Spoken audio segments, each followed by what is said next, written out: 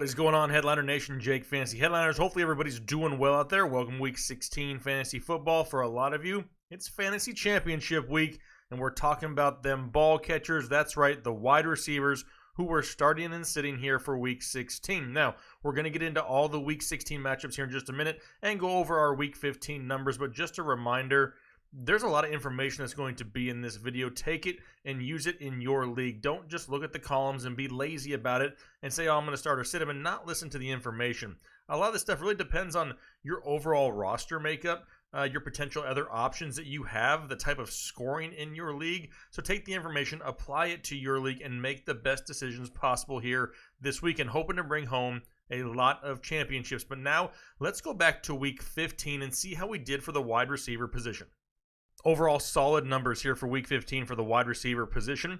Had a total of 70 wide receivers that we gave a start or sit designation to. Out of those 70, 46 were correct for an accuracy percentage of 66%. Some of our biggest hits, Julio Jones. I tried to push him to people last week saying, hey, a big game was coming against San Francisco, and it did. He produced. Terry McLaurin found the end zone. DJ Moore, another solid week. Allen Robinson continues to dominate, opposing defenses. Marquise Hollywood Brown, not somebody who you can use on a weekly basis. Loved the matchup last week, found the end zone. Also, a solid flex play for whoever decided to use him. Some of the biggest misses. Yes, Jamison Crowder all of a sudden decided he wanted to play football again. He was a miss. Tyler Lockett, you're welcome. I sat him on purpose. I even said in the video last week, I'm going to sit Tyler Lockett just so he'll prove me wrong and go out there and perform for you guys. He came back in a bounce-back game in a big way. Chris Conley, he got more volume than D.D. Westbrook. Michael Gallup absolutely disappeared. He was a miss. And Robert Woods stopped catching balls for once. So those were our, a few of our hits and misses here for Week 15. But now we have a lot of matchups in Week 16 to go through. There are some very tough, difficult matchups. Some receivers that maybe on a weekly basis we've come to trust that we may not this week. So without taking up any more time, let's dive into Week 16 and see who we're starting and sitting for the wide receiver position. All right, here we go. No Thursday night game this week, but we do have a few on Saturday, so make sure those lineups are set ahead of time. First matchup up, Houston Texans, Tampa Bay Bucks, and the fantasy gods finally thrown us a little bit of a bone here, at least for the DeAndre Hopkins owners at this point. They get a Week 16 matchup going up against the Tampa Bay Buccaneers, who allow over 30 fantasy points per game to opposing wide receivers. That is the most in the NFL. DeAndre Hopkins has had 10 straight games with at least 12 fantasy points. He's an obvious must-start here once again. But what about after him? You got Kenny Stills and Will Fuller.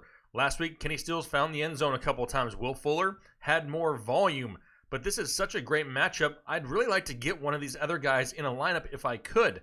But which one is it going to be? Right now, Will Fuller, he's limited with a hamstring injury in practice. Kind of how it has been all season long. Now, if Will Fuller does not play, then yes, Kenny Stills becomes somebody who I would start. But if Will Fuller is active and practicing fully by the end of the week, the upside is just too much to ignore in this matchup. In a game in which they can have their way with the Tampa Bay secondary, I'll start Will Fuller as long as he's healthy. Now, for the Tampa Bay side of things, we're going to have to observe a moment of silence for both Mike Evans and Chris Godwin. Yeah, that absolutely sucks losing both of those guys, especially at this point of the fantasy season. But now you get Brashad Perryman. Yeah, at least he's been playing great, right? It's taken 4 years and 3 separate teams, but he's finally figured it out, it looks like, here in Tampa Bay. He's had 3 straight games with at least 5 targets, at least 70 receiving yards, and he's had 4 touchdowns over that span. Houston, they allow just over 23 fantasy points per game. The volume should be there. Who else is really going to catch a lot of balls in Tampa Bay? I'm sure they'll incorporate the tight ends, the running backs a little bit more. Justin Watson is a name to pay attention to. He may see more work, but he's more of a deeper league play. If you're starting multiple flex plays, those larger leagues, 14 teams or larger, Justin Watson really becomes an option, in my opinion. Brashad Perryman is the guy to own here in Tampa Bay because we know they like to throw the ball a lot, and he should be the leader in volume in this offense. All right, next game up, Bills and Patriots, and boy, is there a lot on the line in this game. You have 2 above-average defenses. Both secondaries allow less than 16 fantasy points per game to opposing wide receivers. You have a struggling Patriots offense, a Julian Edelman that is not 100% healthy. I mean, heck, Buffalo handed Tom Brady his worst game of the year this season back in week 4, where he only had 150 yards passing and no touchdowns. You have the likes of Tre'Davious White on the Buffalo side and Stephon Gilmore on the New England side, locking down their top wide receiving options. I mean, this is going to be one of those games where it's going to take a big play in order to have any resemblance of a decent fantasy day. There is a lot of risk here, and I understand you wanting to take it with Julian Edelman, John Brown, Cole Beasley maybe, but just know there is a lot of risk involved. I don't expect, multiple, receivers here to have a great game. It may only be one of them. Who is it going to be? It's a crapshoot. It's a lot of risk, and it's a lot of risk at this point of the season that I don't know if I'm willing to take. I'm looking for better options here. If I had to choose one, I'd go with John Brown and just cross my fingers. Rams and Niners up now, and this is just another one of those games that's absolutely full of risk. I mean, the Rams side of things, it sounds like Richard Sherman could be back on the defensive side of the ball for the San Francisco 49ers, but the last time these two teams played, Robert Woods, Cooper Kupp, and Brandon Cooks' combined total yardage was 35 total yards receiving. They shut them down. I mean, the yardage for Cooper Kupp, it's still down. Yeah, he's had touchdowns in 3 straight games, and it's really kind of given him a safe floor, but at some point we can't count on touchdowns every single week. Robert Woods, he's getting the volume, at least 9+ targets in 5 straight games, but you have San Francisco 49ers at home fighting for the number 1 playoff seed, and then you have Jalen Ramsey on the opposite side, splitting time between Deebo Samuel and Emmanuel Sanders. It's really going to limit their upside at times throughout this game. I kind of look at Cooper Kupp, Robert Woods, Emmanuel Sanders, Deebo Samuel, all as kind of risky flex plays at best this week. You just don't know which one of these guys is going to have the better game. If I had to choose one from each team to start, it's going to be Deebo Samuel and Robert Woods here this week in a very difficult matchup for all things wide receiver. Bengals and Dolphins up next, and last week I called Tyler Boyd a high-risk start going up against the New England Patriots. Well, it didn't take long after the game when Tyler Boyd didn't do much of anything to have all the New England trolls hop on Twitter and speak how I would picture a troll talking on Twitter, like, "Wow, Jake, this didn't age very well." Well, no joke, it didn't age very well, but it wasn't really aging anything. I didn't call the guy a must-start this week, but look at some of the names he ended up outscoring regardless. Robert Woods, Julian Edelman, Amari Cooper, Michael Gallup, Dede Westbrook, Cole Beasley, Emmanuel Sanders. Shall I continue?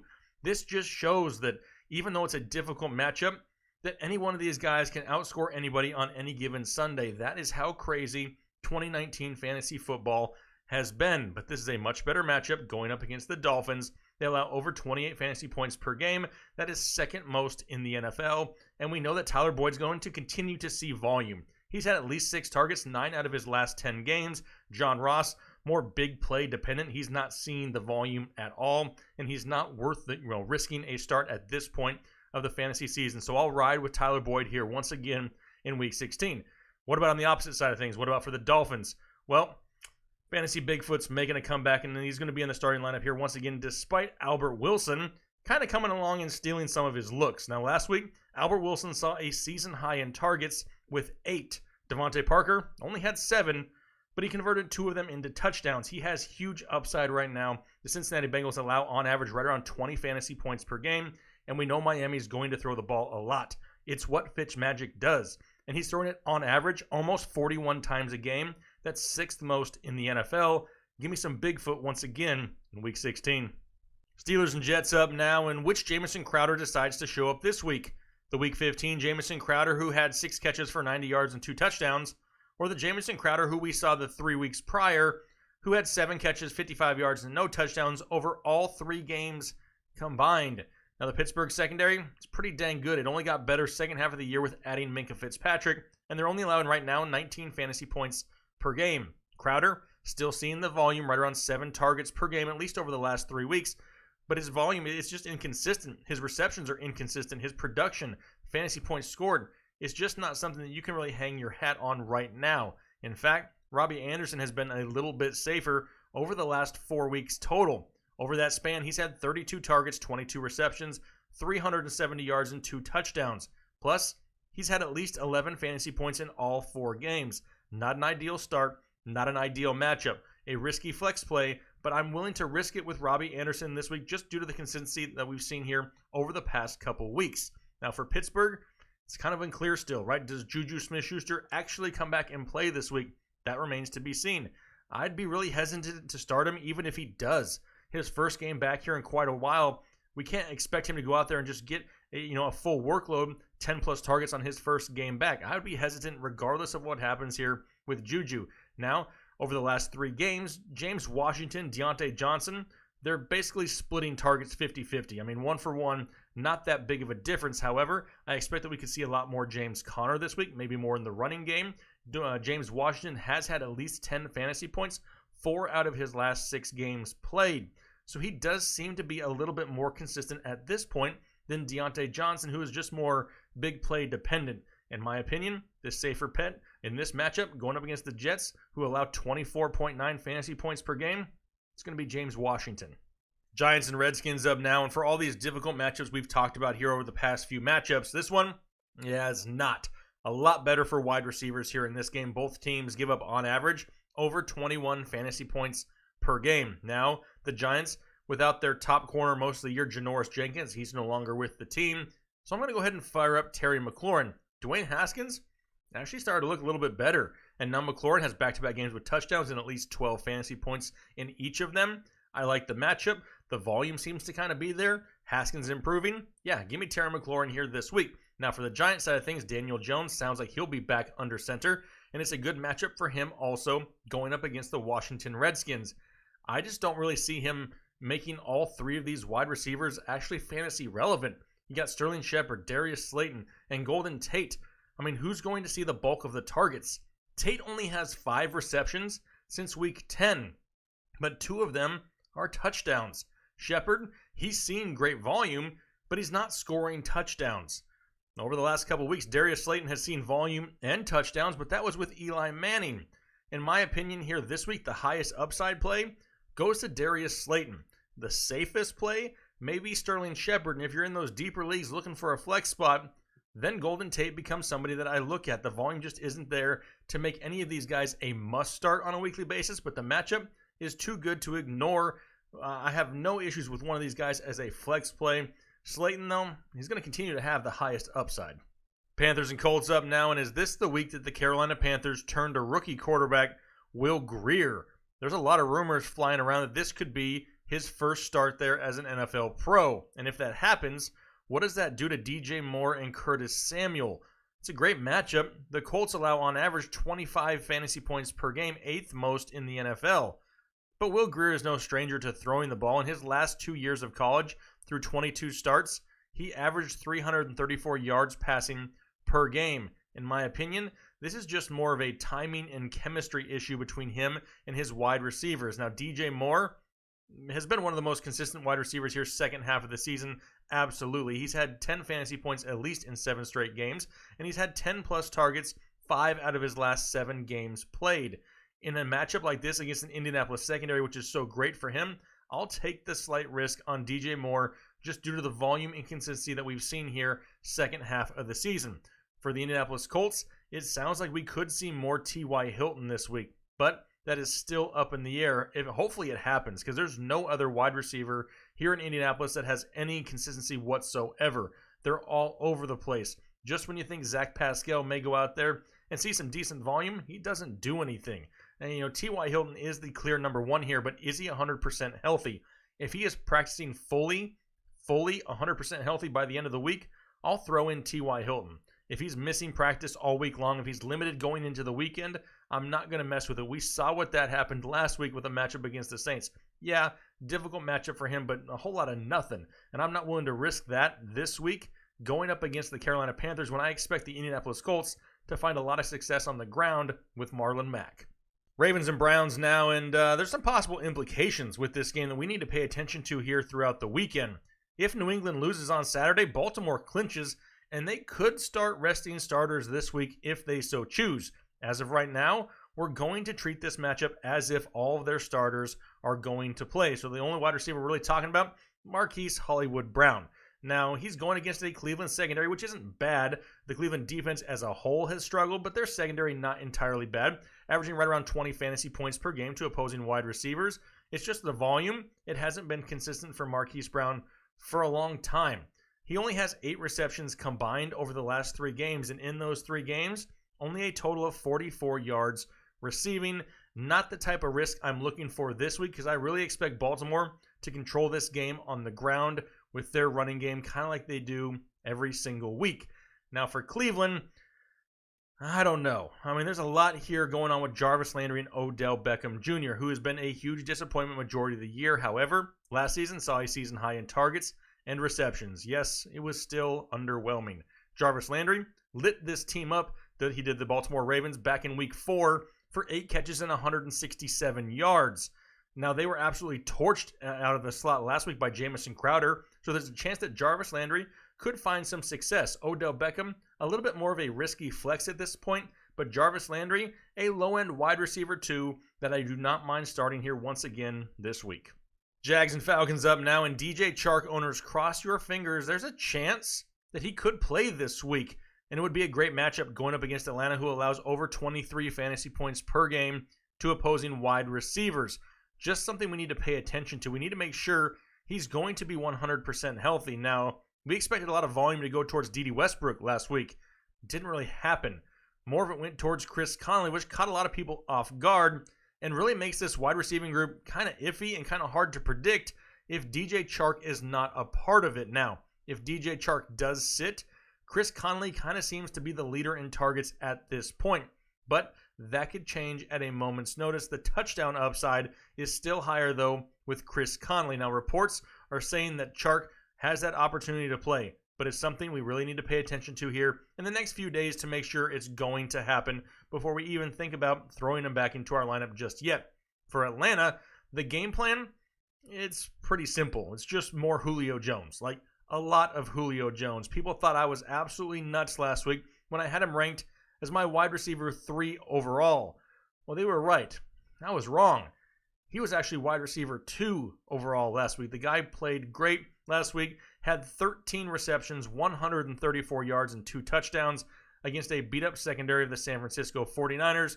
I expect a little bit more of the same this week. If you have Julio Jones, you're obviously firing him up. Russell Gage, just not seeing consistent enough volume to trust on a weekly basis. Unless you're in a 14-team league or larger, I wouldn't trust him at this point of the season. Saints and Titans up next, and is there a better wide receiver right now in the NFL than Michael Thomas? No, the answer is no. There's not. There's really not. I mean, he's had at least 100 yards receiving 8 out of his last 10 games, touchdowns in 4 of his last 5. Matchups don't really matter. If you have Michael Thomas, by all means, you're starting said Michael Thomas on a weekly basis. So for Tennessee, we're going to talk about A.J. Brown. He's really the only one worth considering at this point, but more than likely, he'll be shadowed by Marshawn Lattimore majority of the game. And for most of the season, he's been a pretty shut down corner. Does that mean more volume goes towards Corey Davis? Possible. But are we going to start Corey Davis in our fantasy championship? No, we're not, like ever. But Lattimore has only allowed on average 3 receptions and 45 yards per game. He's going to be very big play dependent, is A.J. Brown. Can he get that big play? Absolutely he can. He has a huge ceiling, but there's a lot of risk in this game, and in my opinion, unless he's a flex play, he wouldn't make it to my lineup. Raiders and Chargers up now, and you still can't trust Tyrell Williams. I mean, he's only gone over 3 receptions 1 time since week 3. He's had less than 50 yards receiving 6 out of his last 8 games. This could be a nice revenge game for him going up against the Chargers. He just doesn't see enough volume on a weekly basis to be somebody that I would trust here in week 16. For the Chargers, you have Keenan Allen and Mike Williams, who are going to remain as starts. Mike Williams finally starting to find the end zone now. He has back-to-back games with a touchdown, which has really helped boost his fantasy numbers. And the big plays, they continue. He now has 7 straight games with a reception of at least 39 yards or more. Keenan Allen, he's continuing to get that volume, and he's had 5 straight games of at least 11 fantasy points in each one of them. Now, Oakland, they give up over 25 fantasy points per game, 7th most in the NFL. Both of these guys with their consistency and upside are going to be starts for me here this week in your fantasy championship, week 16. Lions and Broncos now, and can we just change the pronunciation of David Blau to David Blow? Because he's basically sucked the life out of Kenny Golladay at this point. No Marvin Jones, and it still doesn't matter. Heck, they faced off against the Tampa Bay Buccaneers secondary last week, and Kenny Golladay only managed 3 catches for 44 yards. Now they get to travel to Denver, where he'll be matched up with Chris Harris. I mean, elite wide receivers have been able to beat Chris Harris deep, but are we really going to go into this game banking on a deep ball to Kenny Golladay from David Blow? I don't know. I mean, the first game of the season that we saw these two together, yeah, a 75-yard touchdown on Thanksgiving Day. It was the last time I sat Kenny Golladay. But I don't know if I want to risk it with sitting him here this week. The ceiling is just so much lower. I mean, if you're going to start him, it's because you don't have any other options. And more than likely, hopefully, he can be a flex play for your team because the ceiling will always be there. The touchdown upside will always be there. They just have to get the ball down the field, and that's where they're really struggling right now. In my opinion, Danny Amendola is a safer, bet at this point in the passing game for the Detroit Lions. He has 29 targets over his last 3 games. He's the safer play.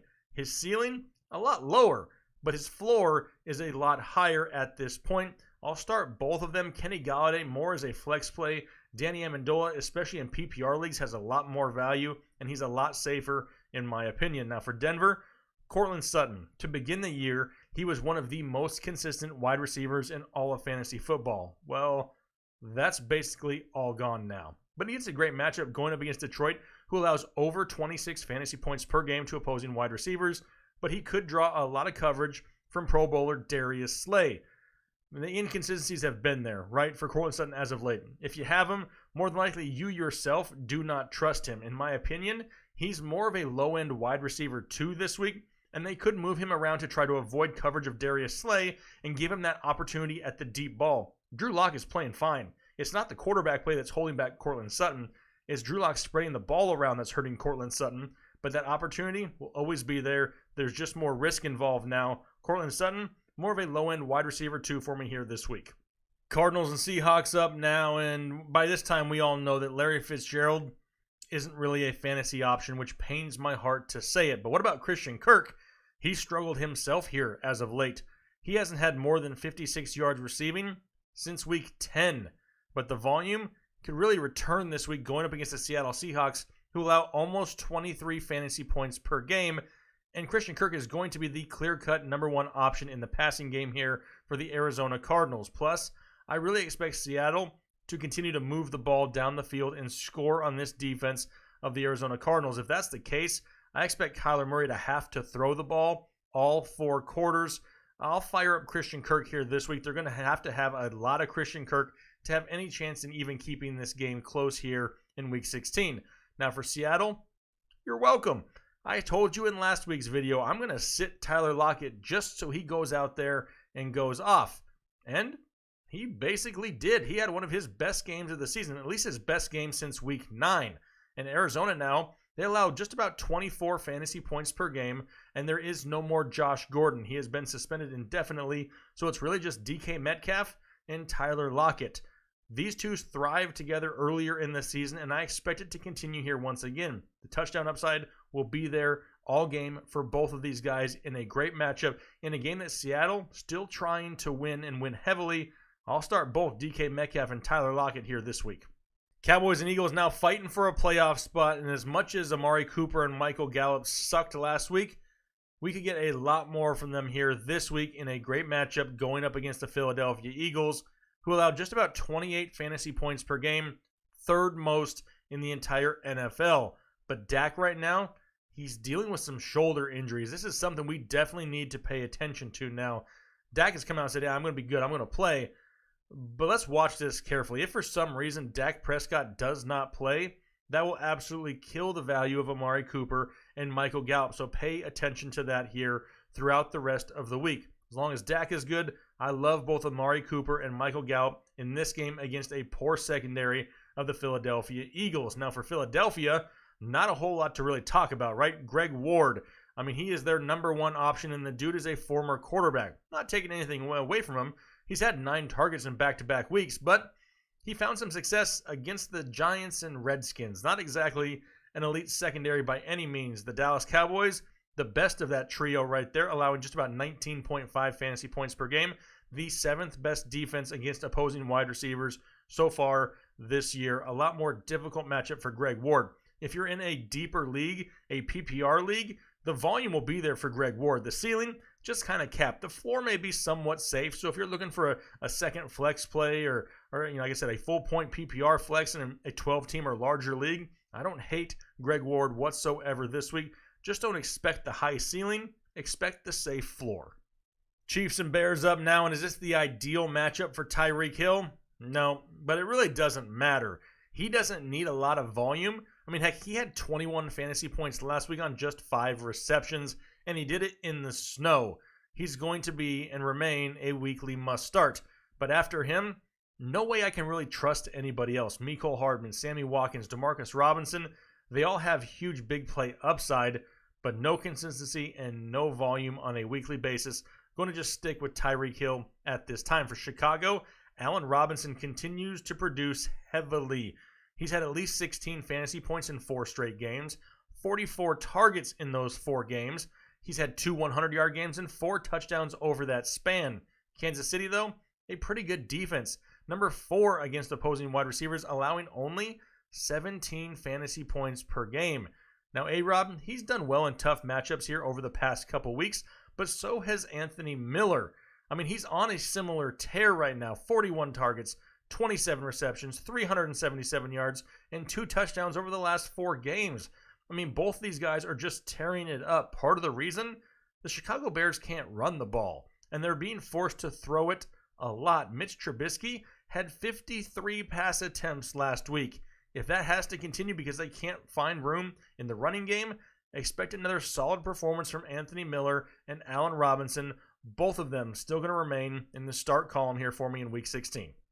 Monday Night Football, we got the Packers and the Vikings in a huge game and huge volume still going the way of Davante Adams. Now expect a little bit more of the same this week also. Minnesota, they allow right around 25 fantasy points per game.